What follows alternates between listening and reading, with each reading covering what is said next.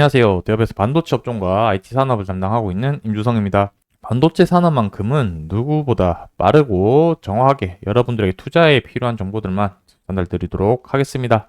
자, 오늘 같이 살펴볼 종목은 원익 IPS라는 기업인데요.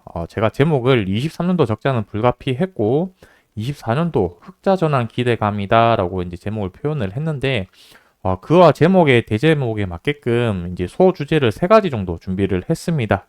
첫 번째는 왜 적자가 났는지, 그리고 적자가 났음에도 불구하고 상승했던 요인들은 어떤 게 있는지, 그리고 이걸 바탕으로 해서 24년도에는 어떠한 기대감으로 흑자 전환을 할 수 있을지에 대한 내용들을 한번 말씀드려 볼 테니까 5분 정도만 집중하셔서 좋아요, 구독 한 번씩 눌러주시면 제가 투자에 필요한 정보들 여러분들에게 전달 드리도록 하겠습니다. 자, 1차적으로 실적을 같이 한번 좀 보시게 된다면 20년도 때 거의 이제 매출액이 1억 원, 그다음에 21년도 1억 2천만 원, 그러니까 한 20% 성장을 했었고 영업이익도 비슷한 비율로 늘었다. 근데 하지만 21년도부터 해서 매출액이 꺾였다가 23년도 지금 예상 컨시언스긴 하지만 거의 정확하겠죠, 이제.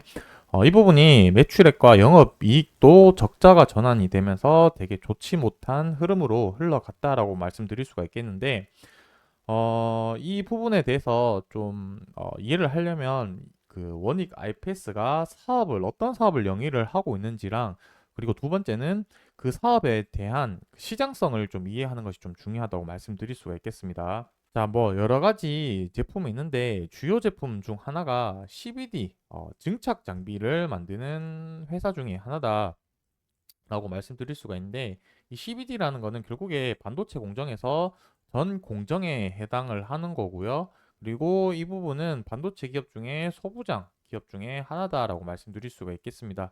자, 그렇다는 얘기는 반도체 전 공정에 해당하는 소부장 기업들은 반도체의 사이클과 직접적으로 영향을 받는 산업에 있는 기업이다라고 이해를 해주시면 좋을 것 같고, 반도체 사업이 21년도부터 해서 23년도 3분기까지 계속 안 좋아졌습니다. 삼성전자도 그렇고 하이닉스도 그렇고 계속해서 적자를 내고 있는 상태다 보니까 거기와 관련된 그런 기업들, 소부장 기업들도 마찬가지로 어쩔 수 없이 이렇게 실적이 하락을 했다. 왜? 반도체 업황이 따라갔기 때문이다라고 말씀드릴 수가 있을 것 같고, 뭐 그렇다는 것은 원익 IPS가 사업을 잘 못했다라고는 표현을 할 수는 없겠죠. 그래도 전망적인 그런 반도체 업황 때문에 좀 실적이 무너졌다라고 볼 수 있을 것 같고요.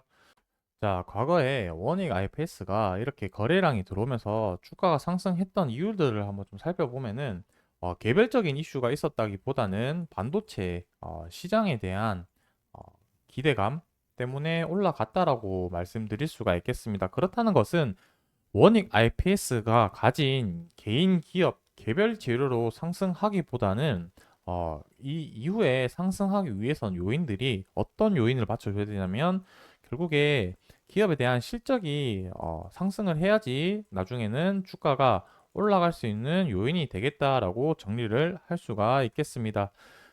자, 그래서 한번 보시게 되면은 원익 IPS 자체가 시가총액이 한 1조 5천억 정도 되는 되게 무거운 회사다라고 보시면 되겠습니다. 그렇다는 것은 어느 정도 자금과 수급이 들어와 줘야 주가가 상승한다는 얘기가 될 거고, 이러한 외국인 자금들이 들어오기 위해선 외국인과 기관들, 메이저 세력들이 되겠죠.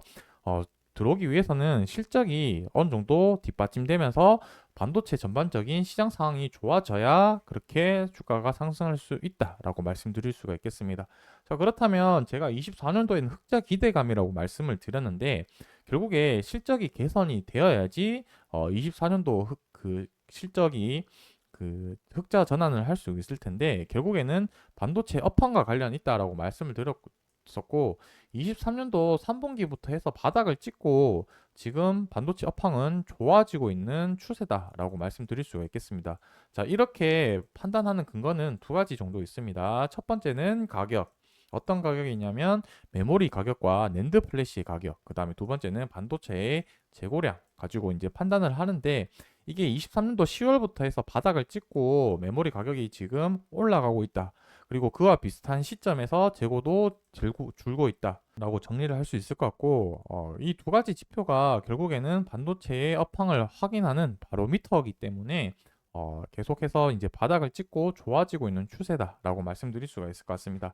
그래서 차트도 보시게 되면 지금 어느 정도 바닥을 계속 좀 다지면서 주가 흐름을 가고 있는 상태다라고 보시면 좋을 것 같고, 지금이 오히려 업황이 좋아지고 있는 바닥 국면이기 때문에 주가도 바닥일 확률이 높지 않을까라고 생각을 하고 있습니다.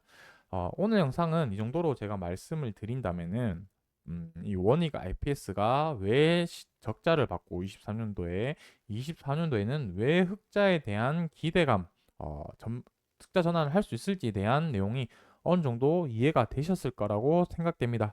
자, 제가 이 이후에 영상에서는 이제 거래량 이렇게 들어오거나 기업에 대한 개별 이슈가 있을 때마다 해석하고 분석하는 영상을 올려드릴 테니까 좋아요, 구독 한 번씩 눌러주시면 감사하겠습니다. 오늘 영상은 여기서 마무리하도록 하겠습니다.